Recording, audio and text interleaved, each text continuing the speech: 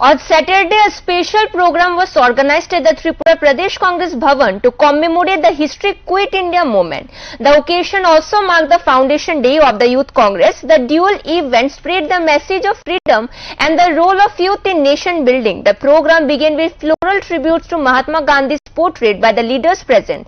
The leadership noted that the 1942 Quit India movement, a defining chapter in India's independence struggle, continues to inspire even today. Present on the occasion were Tripura Pradesh Congress President Ashish Kumar Shah, MLA Sudeep Roy Bormon and Gopal Chandra Roy, Youth Congress President Nilkamal Shah, along with other leaders. In their speeches, they emphasized that the importance of conveying the lessons of history to the younger generation is very important. On the Youth Congress Foundation Day, young leaders pledged to play a leading role in safeguarding people's rights. The day also echoed a collective commitment to uphold Gandhinian values and democratic ideas. 9 August Bharat ছাড়ো দিবস। এই ঐতিহাসিক দিনটি সারা দেশে জাতীয় কংগ্রেস উদযাপন করছে।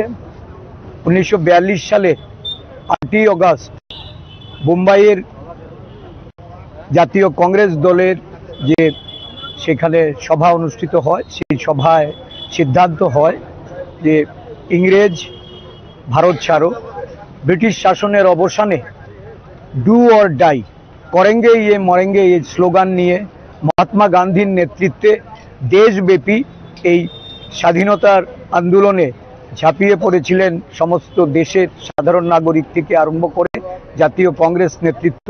আমরা এই পুণ্য দিনে মহাত্মা গান্ধীজি, জওহরলাল নেহরুজি, আমাদের আবুল কালাম আজাদজি, আমাদের আহমেদ সর্দার বল্লভভাই প্যাটেলজি, তাদেরকে আমরা স্মরণ করি, তাদের প্রতি শ্রদ্ধাঞ্জলি অর্পণ করে বর্তমান ভারতবর্ষের যে প্রেক্ষাপট, ব্রিটিশের বিরুদ্ধে যে লড়াই সেদিন ব্রিটিশ ভারত ছাড়ো এই আন্দোলনের মধ্য দিয়ে সংগঠিত হয়েছিল,